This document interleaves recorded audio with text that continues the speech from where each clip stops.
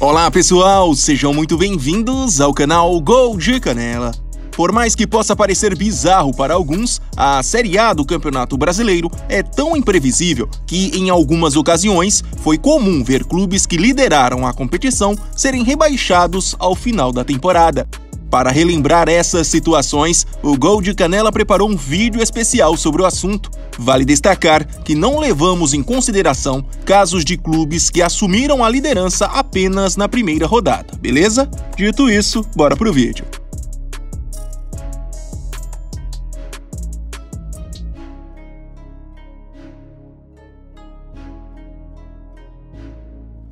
O primeiro time líder e rebaixado na mesma temporada do Brasileirão foi o Criciúma. O fato aconteceu na edição de 2004, a segunda da era dos pontos corridos. Sob o comando de Wagner Benazzi, o Tigre teve realmente um ótimo início de campeonato e durante as rodadas 7, 8, 9 e 10 ficou no topo da tabela, lutando ponto a ponto contra clubes como Internacional, Cruzeiro e São Paulo.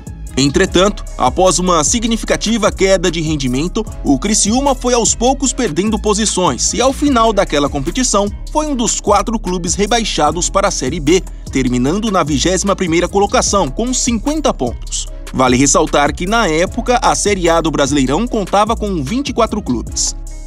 Já na edição de 2007, mais um clube que liderou a competição terminou como rebaixado ao final da temporada.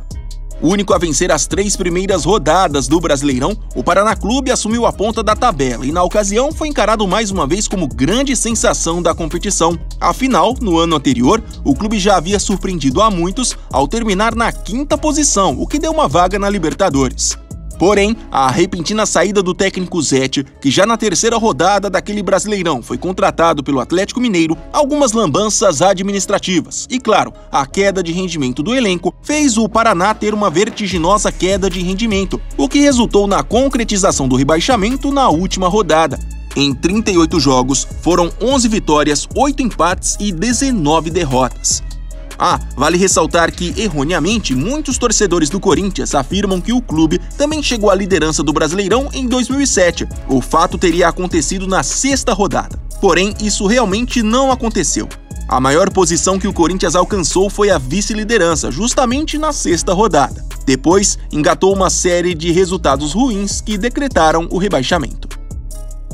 Depois da façanha do Paraná em 2007, só em 2016 é que teríamos mais uma vez casos de clubes que lideraram e depois foram rebaixados.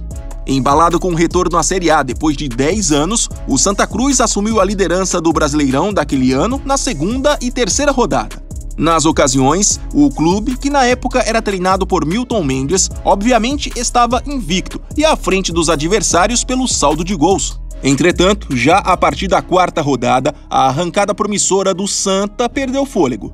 Afundado em dívidas e na crise, o clube perdeu pontos na justiça e foi acumulando uma sequência de maus resultados. Com isso, já na 35ª rodada, a equipe foi matematicamente rebaixada para a segundona. 28 pontos em 38 rodadas exemplificam bem a péssima campanha do tricolor pernambucano. Já o outro ex-líder rebaixado foi o Internacional, um dos casos mais surpreendentes. Campeão gaúcho da temporada, o Colorado teve um início de Brasileirão pra lá de promissor. Treinado pelo uruguaio Diego Aguirre, engatou uma sequência de vitórias e nas rodadas 5, 7 e 8 foi o líder isolado da tabela.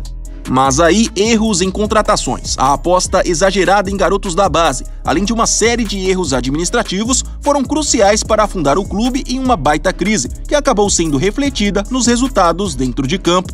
Para você ter uma ideia, o Internacional conseguiu a proeza de ficar 14 rodadas sem vencer, algo surreal para quem disputa a primeira divisão.